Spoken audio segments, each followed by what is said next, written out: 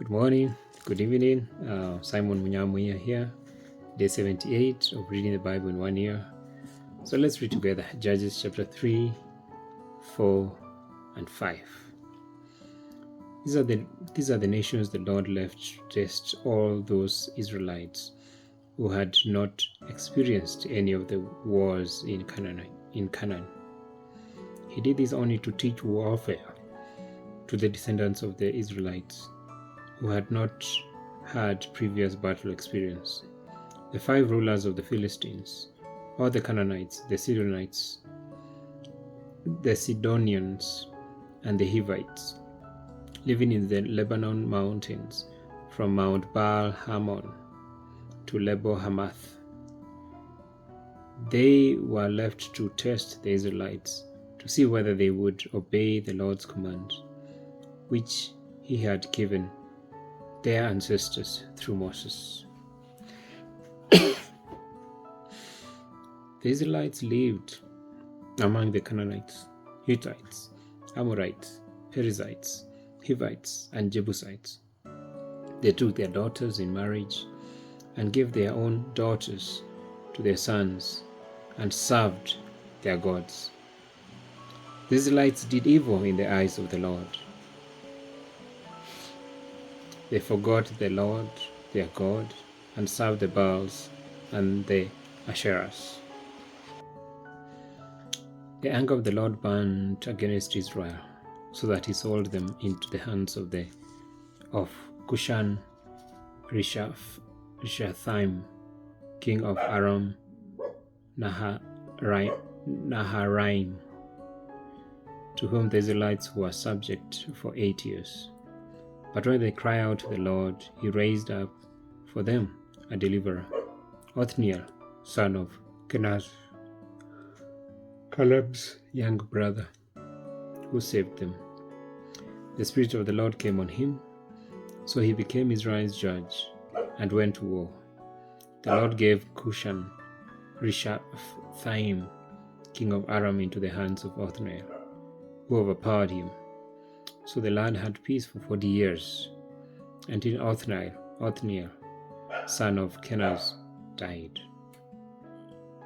Again the Israelites did evil in the eyes of the Lord, and because they did this evil, the Lord gave Eglon, king of Moab, power over Israel, getting the Ammonites and Amalekites to join him. Eglon came and attacked Israel, and they took possession of the city of Palms. The Israelites were subject to Eglon, king of Moab, for 18 years. Again the Israelites cried out to the Lord, and he gave them a deliverer, Ehud, a left-handed man, the son of Gera the Benjamite. The Israelites sent him with tribute to Eglon, king of Moab. Now Ehud had made double-edged sword about a cubit long, which is strapped on his right thigh under his clothes. He presented the tribute to Eglon, king of Moab, who was a very fat man. After Ehud had presented the tribute, he sent on their way those who had carried it. But on reaching the stone images near Gilgad, he himself went back to Eglon and said, Your master, I have a secret message for you. Your Majesty, I have a secret message for you. The king said to his descendants, Leave us. And they all left. Ehud then approached him while he was sitting alone in the upper room of his palace and said, I have a message from God for you. As the king rose from his seat, Ehud reached with his left hand, drew the sword from his right thigh, and plunged it into the king's belly. Even the handle sank in after the blade, and his bowels discharged. Ehud did not pull the sword out, and the fat closed in over it. Then Ehud went out to the porch. He shut the doors of the upper room behind him and locked them. After he had gone, the servants came and found the doors of the upper room locked. They said, "He must be relieving himself in the inner room of the palace." They waited to the point of embarrassment, but when he did not open the doors of the room, they took a key and unlocked them. There, they saw their Lord fallen to the floor, dead. While they waited, Ehud got away. He passed by the stone images and escaped to Seirah. When he arrived there, he blew a trumpet in the hill country of Ephraim, and the Israelites went down with him from the hills, with him leading them. "Follow me," he ordered, "for the Lord has given Moab, your enemy, into your hands." So they followed him down and took possession of the fords of the Jordan that led to Moab. They allowed no one to cross over. At that time they struck down about 10,000 Moabites, all vigorous and strong.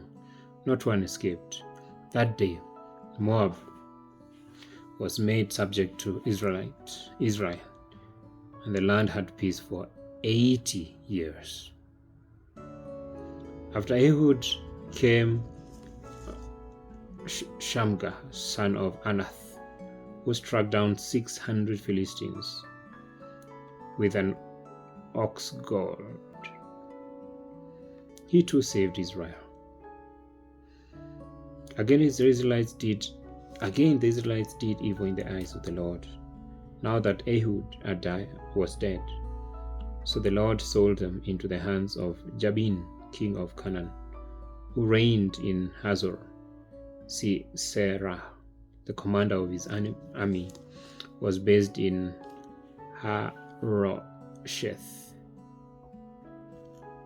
Hagoyim, because he had 900 chariots fitted with iron, and had cruelly oppressed the Israelites for 20 years.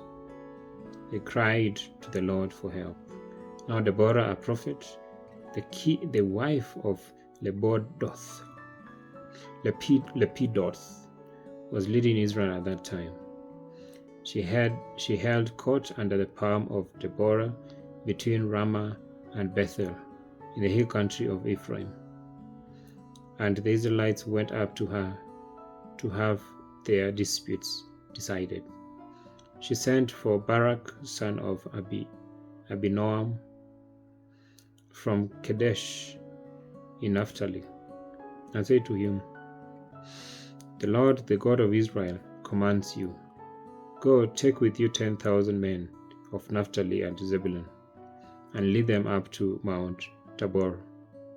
I will lead Sisera, the commander of Jabin's army, with his chariots and his troops to the Kishon River, and give him into your hands." Barak said to her, "If you go with me, I will. But if you don't go with me, I won't go." "Certainly I'll go with you," said Deborah. "But because of the course you are taking, the honor will not be yours, for the Lord will deliver Sisera into the hands of a woman." So Deborah went with Barak to Kadesh. There Barak summoned Zebulun and Naphtali, and 10,000 men went up under his command. Deborah also went up with him. Now Heber the Kenite had left the other Kenites, the descendants of Hobab, Moses' brother-in-law, and pitched his tent by the great tree in Zaananim near Kadesh. When they told Sisera that Barak son of Abinoam had gone up to Mount Tabor, Sisera summoned from Harosheth Hagoyim to the Kishon River, all his men and his 900 chariots fitted with iron. Then Deborah said to Barak, "Go, this is the day the Lord has given Sisera into your hands. Has not the Lord gone ahead of you?" So Barak went down Mount Tabor with 10,000 men following him. At Barak's advance, the Lord routed Sisera and all his chariots and army by the sword, and Sisera got down from his chariot and fled on foot. Barak pursued the chariots and army as far as Harosheth Hagoyim, and all Sisera's troops fell by the sword. Not a man was left. Sisera, meanwhile, fled on foot to the tent of Jael, the wife of Heber, the Canaanite, because there was an alliance between Jabin, king of Hazor, and the family of Heber, the Canaanite. Jael went out to meet Sisera and said to him, "Come, my lord, come right in. Don't be afraid." So he entered her tent, and she covered him with a blanket. "I'm thirsty," he said. "Please give me some water." She opened a skin of milk, gave him a drink, and covered him up. "Stand in the doorway of the tent," he told her. "If someone comes by and asks you if anyone is there, say no." But Jael, Jebel's wife, picked up a tent peg and a hammer, and then went quietly to him while he lay fast asleep, exhausted. She drove the peg through his temple into the ground, and he died. Just then Barak came by in pursuit of Sisera, and Jael went up to meet him. "Come," she said, "I will show you the man you are looking for." So he went in with her, and there lay Sisera with the tent peg through his temple tent. And that day God subdued Jabin, king of Canaan, before the Israelites, and the hand of the Israelites pressed harder and harder against Jabin, king of Canaan, until they destroyed him. On that day, Deborah and Barak, son of Abinoam, sang this song: "When the princesses in Israel take the lead, when the people willingly offer themselves, praise the Lord. Hear this, you kings. Listen, you rulers. Even I, will sing to the Lord. I will praise the Lord, the God of Israel, in song. When you, Lord, went out from Seir, when you marched from the land of Edom, the earth shook, the heavens poured, the clouds poured down water. The mountains quaked before the Lord, the God of Sinai, the one of Sinai, before the Lord, the God of Israel. In the days of Shamgar, son of Anath, in the days of Jael, the highways were abandoned. Travelers took to winding paths. Villagers in Israel would not fight. They held back until Deborah arose, until I arose, a mother in Israel. God chose new leaders when war came to the city gates, but not a shield or spear was seen among 40,000 in Israel. My heart is with Israel's princesses, with the willing volunteers among the people. Praise the Lord. you who ride on white donkeys, sitting on their saddle blankets, and you who walk along the road, consider the voice of the singers at the watering places. They recite the victories of the Lord, the victories of his villagers in Israel. Then the people of the Lord went down to the city gates. Wake up, Deborah. Wake up, break out in song. Arise, Barak. Take captive your captives. Son of Abinoam. The remnant of the nobles came down. The people of the Lord came down to me against the mighty. Some came from Ephraim, whose roots were in Amalek. Benjamin was with the people who followed you, and Machir captains came down, and Zebulun, those who bear the commander's staff. The princesses of Issachar were with Deborah. Yes, Issachar was with Barak, sent under his command into the valley. In the districts of Reuben, there was much searching of heart. Why did you stay among the sheep pens? Why did you stay among the sheep pens? To hear the whistling for the flocks? In the districts of Reuben, there was much searching of heart. Gilead stayed beyond the Jordan. And Dan, why did he linger by the ships? Asher remained on the coast and stayed in his coves. The people of Zebulun risked their very lives. So did Naphtali on the terraced fields. Kings came, they fought. The kings of Canaan fought at Taanach by the waters of Megiddo. They took no plunder of silver. From the heavens the stars fought. From their courses they fought against Sisera. The river Kishon swept them away, and age-old river, the river Kishon, march on, my soul, be strong. Then thundered the horses' hoofs, galloping, go, his mighty steeds. Curse Beroz, said the angel of the Lord. Curse its people bitterly, because they did not come to help the Lord Almighty, against the mighty. Most blessed of women, Jael, the wife of Heber, the Canaanite. Most blessed of tent-dwelling women. He asked for water, and she gave him milk.